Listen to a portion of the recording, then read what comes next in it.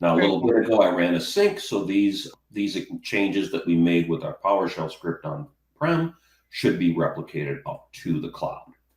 Okay. So there are a number of different processes involved here with how we're going to get all of this done, right? So again, what we're going to do now is we're going to init or start the runbook. Now in production, this is done on a scheduler. So the runbook is going to run, a schedule will kick off, the runbook will run, and what it's going to do is it's going to take a look at these extension attributes, and that's where it's going to know what stages do we need to do here. So let's go ahead and get into my Azure AD portal, and we'll take a look at this. So similarly, where we did the external sharing, we have the idea of a user archive. These are the folders that are existing in SharePoint that are going to contain the contents of a particular user's OneDrive. So because of timing, I'm going to have to fudge a little bit here, but you'll get the idea. So I had a user named 4.4.1. I know it's a crazy name, but it made sense in my lab. And these are the contents of what used to exist in the user 4.4.1 in their OneDrive. So we put a folder with some stuff. We can see there's some stuff in there. And then I put some documents in the actual root of the folder as well. Similar in nature, we have May 5th. Now, I did this one about an hour ago. So let's take a look at the permissions on this. So again, excuse me. This is the same exact pattern that we used for external sharing. So you'll notice that on the folder, there is an Azure AD security group. The naming convention is decommission, and then the user's first dot last, and then there's a 1 behind here. And you're probably going, well, why would there be a 1? Well, there could be a lot of Sally Joneses, Steve Johnsons. And so the customer wanted to maintain the original first and last, and then we just put a numeric number after this. So the script will actually look and see, does the folder May 5th exist? If it does, then put a number at it. Very cool. So we're going to go ahead and run a test here. Now, so this is my automation account. This is my lab. And as we know in labs, we have lots of different accounts in here, or run books in here. So this is at what we call M365 automation. The reason we needed M365 is because we're doing lots of things. It's not just Exchange. It's not just OneDrive. We're doing access packages. So we kind of took a broader solution here. So here's the code, different functions. We'll also include a link in this video to our 425 show GitHub, so you can take a look at the example code. Absolutely, absolutely. So one of the things that you're probably going to be noticing is I seem to be waffling between the new MG PowerShell commands here and the actual raw graph commands that I'm submitting here too. This was done, let's see, what's the edit date? Back in 21. And it was pretty early to be doing this. To be clear, the graph commands worked absolutely perfectly, but there were just some aspects of the new PowerShell commands that weren't ready at the time that I wrote this. So, with the cloud, as we all well know, it's constantly evolving. So I can show you the code and show you how it runs. I'm going to do a test here. Now, again, it's important to keep in mind that we're going to run this as a hybrid worker. So while we start the script here in the Azure automation account, the code is actually running on an on-prem server, namely hybrid worker. The reason we need to do that is I need to make PowerShell commands against the on-premise Active Directory, as well as against Azure AD, SharePoint Online, and Exchange Online. So Azure automation accounts runbooks have a nice testing here. So I'm just going to run this as a test. So I'm going to go ahead and hit start, and then we'll see the different steps that this goes through, and then I'll talk about a little bit of them in a minute.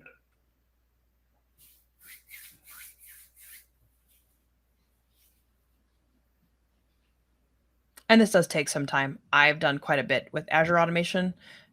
The last time I dealt with it really heavily, it was probably right before COVID hit. Hopefully Yeah. that wasn't the reason why COVID became a thing. But it's one of those things where this queues up, waits for an available runtime opportunity, and then it sort of executes on demand. And that's just the nature of a distributed system, right? So Yeah. it waits Well, for it. yeah, exactly right. And when you think about it, I mean, when you think about the services we've classically had on premise, I mean, the question is how do you move a timed PowerShell script that's running on the server to the cloud? And the Right. answer is Azure automation accounts with runbooks in hybrid. Because Yes. let's be honest, we all forget, oh yeah, that was server number 5 that I Right. forgot about, and then the password expired for the service Right. and then, this way they're all in one spot. Yeah. Now, I found this helpful because, I was pretty new at doing this. You'll notice down here, again, deep logging, but a lot of output. The reason I put this in here is in this entire solution, I'm using a run as certificate. The Right. reason I'm doing that is that way I don't have to worry about a user with a password having privileged access to do all this, rather heavy work here. And so was I actually getting connected to Azure AD or Exchange Online? And so I just put some output here at the beginning of the script to help me know, yep, I got connected. Like here you can see I'm connected to Graph and I can see the access packages. Right. Here's Exchange Online, Azure AD. So quick way to know, am I getting connected?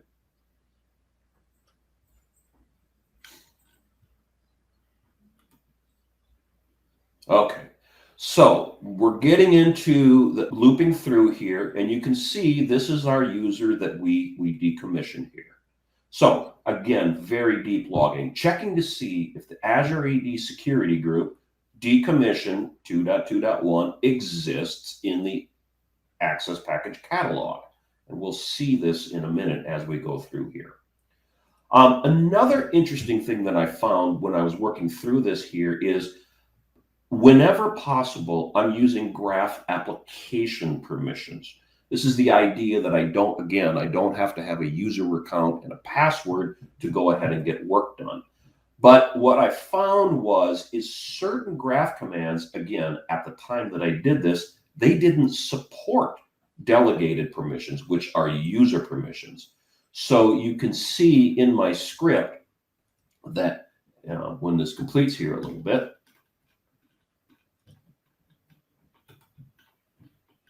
and I know it is quite a haystack, so bear with me. So I guess maybe perhaps this is one of the downfalls of having lots of logging in your code is you have quite a haystack. But hey, more information is better, right? Right.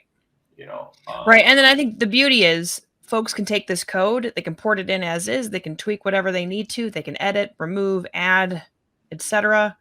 We'll also include how to get a hold of you in the event that anybody has any questions. Hopefully that doesn't open up the floodgate of a number of people asking you questions at the same time, but who knows? It's hard to say. But I know that folks are looking for ways to make this solution work. Exactly. And this is a really great example to sort of take to their management chain and hopefully get them excited about how to make it work. Yeah, connecting with delegate creds. So connecting with delegate creds here, I'm switching between application permissions and delegated permissions in my script. And again, the reason I'm doing this is certain aspects of Graph did not support all of did not support application permissions, so I had to switch over to delegated permissions. And yes, unfortunately, with delegated permissions, there is a credential, i.e. a username and password with this, but it is used in a very limited fashion. Looking to the future, my next improvement of this is to move all of this into managed identities. If you're not familiar with managed identities, it's the idea that the automation account is actually the security principal, and then you assign rights to the automation account, again, further reducing the need for a username and password. So you can see here that we have what are temporary errors because we haven't added security groups or access package resources. And so in the code here, we will loop through testing to see if the work has been done. So for example, if I create a security group, I may have to wait a few minutes until that security group is instantiated in Azure. And again, when we have the code up here, people can go ahead and look through it. Obviously, my access token is being exposed here. Again, this is debug. This is a lab. You would probably want to rem that out here. So let's take a look at the results of what happened here so this makes sense. So I'm back over here in identity governance, and we have the idea of catalogs. So catalogs, you can think of them as security of boundaries. It allows different users or different groups, in my case, departments, to have access to different access packages. So the access packages for the decommissioned employees is in the decommissioned employees catalog. This way, only particular admins can manage this. And so if we take a look here, you'll notice that the person that I decommissioned now has an access package. This is the same pattern that we used for external sharing. So if we take a look at what's in this access package, an access package has resource roles. In this role, there is a security group. Now this group here was created as part of the PowerShell runbook. And when I'm assigned to this access package, I become a member of this particular group. So you can see here the role as a member. Additionally, I need whoever gets assigned to this access package also needs visitor access to this particular SharePoint site. So when we think about the SharePoint permissions, the users that are assigned the access package get visitor access to the site. If you just give them visitor access, they see nothing here. The reason they see nothing is each folder below this is secured to a particular group. Now, if I refresh, I haven't completed my process yet here. So what I was looking for is my next account, my 2.2 here. So anyway, you can see that each decommissioned user is a folder with a particular security group. Now, coming back to our process, when we can see where we are in the game here. So the runbook ran, we did our on-premise work. We then did some SharePoint folder work here. And then we created our new Azure AD security group. And then we created all of our access packages here. So you can see the security group and things of that nature. Now we're off to the logic app. So the logic app's job is to actually copy the data from the user. The logic app job is to copy the data from the user's OneDrive into the target folder. So if we take a look at how the logic app works here, what I do is the runbook sends an HTTP request, and in that request,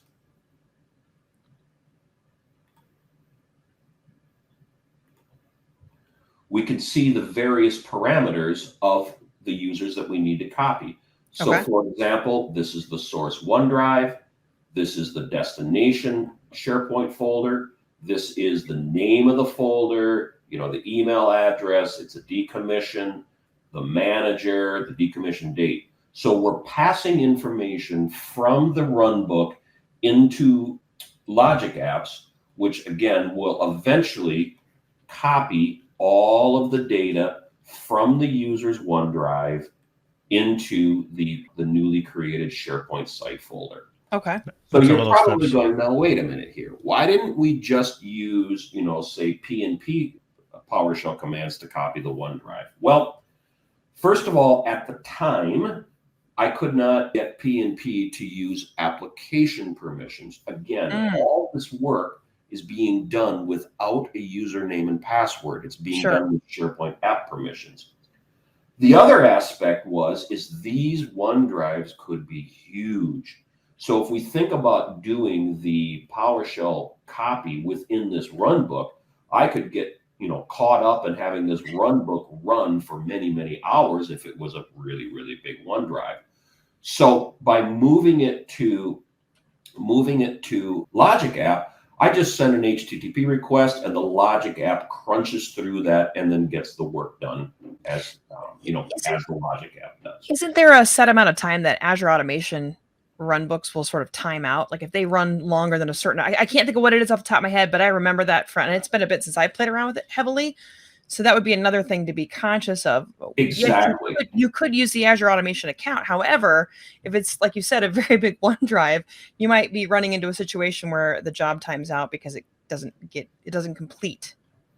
Yep, that's exactly what I found, Shannon. Yeah, good point here. So the other thing that I learned about this is, sending information, for lack of a term, between different Azure services is really straightforward. Now, the trick here is you need to understand basic JSON, but I was, after I kind of got through, well, here's my curly brackets and here's my parentheses, I found it very straightforward to send information from a runbook over to Logic App. So if we take a look at where that actually happens in here, I'll show a look. Yeah, here it is right here. So I simply format a JSON payload. Here's the source address, the site address, and then I send it directly to the Logic App via an invoke web request. Okay. So a very easy way to go ahead and have different Azure services communicate with each other. So again, due to timing, I can't actually show the file copy here because, again, we have to wait for the UPN change to be acknowledged in Azure. But as you can see, the the Logic App will absolutely copy content from the user's source OneDrive into this target site. And then finally, coming back and taking a look at the access package and what that's doing is the business requirement is the manager should only have access to the SharePoint folder with the user's OneDrive content for X period of days. And so when we take a look at the policy here, we can see that we have a 60-day policy. So these are native to identity governance. So after 60 days, the manager loses access to the user's OneDrive, and then they can go ahead and then completely delete that folder should they want to. Yeah, and I like how it says active assignment, so you can see all that has been there. It's been delivered. Yep. That's a pretty slick solution, just because of the fact that without some sort of automation, it's a lot of clicking. Exactly. And then, think about how many times when IT is asked, okay, show me all the things that this person has access to. Well, the person has been there for years. I mean, it's quite the job to find out what a particular user has access to. In this scenario, definitively that after 60 days, whatever is in this access package, which is a security group and visitor access to a SharePoint site, it's removed. So in other words, we remove access via however we set the policy here. And in this customer's case, it was a 60-day access policy. Now, these are very powerful. It's probably beyond what we'll talk about today. But if you go into the policy, you can have, who's it for, whether there has to be questions asked, the life cycle is. So you can see here, expire it after 60 days. Yes. Can users request a specific time? Yes. So these are very, very powerful up in the identity governance feature set. Very cool. Well, I think that takes us to the end of the demo. Dan, we definitely appreciate you spending the time to walk through the end-to-end scenario, kind of where it started, and then this is the next evolution. It's still leaning on identity governance. And yeah, this is super, super insightful. I know that there are going to be folks out there that will see this code, figure out a way to make it work within their environment. And like I said, we'll include the links to the GitHub repo, links to your LinkedIn to connect with you in the event that they have questions.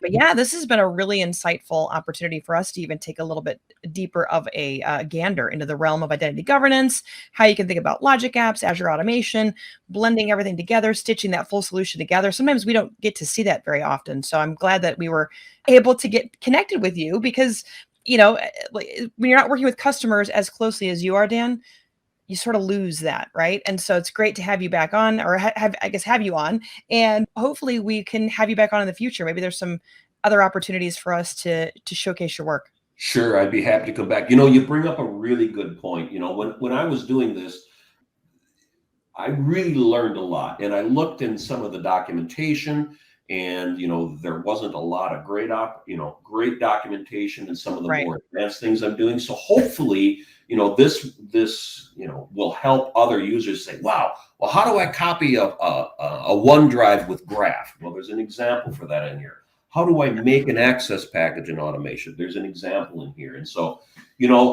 again, sharing knowledge and getting feedback and ensuring that other people learn is what this is all about. And hopefully this will help other users, and they won't have to go searching for some of the more hidden things that I had to do. Right.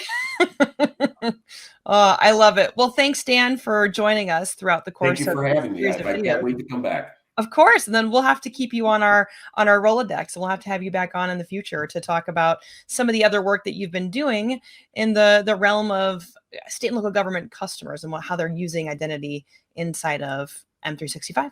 Very good. Thank you for having me. All right, thanks, Dan. Take care. Yep.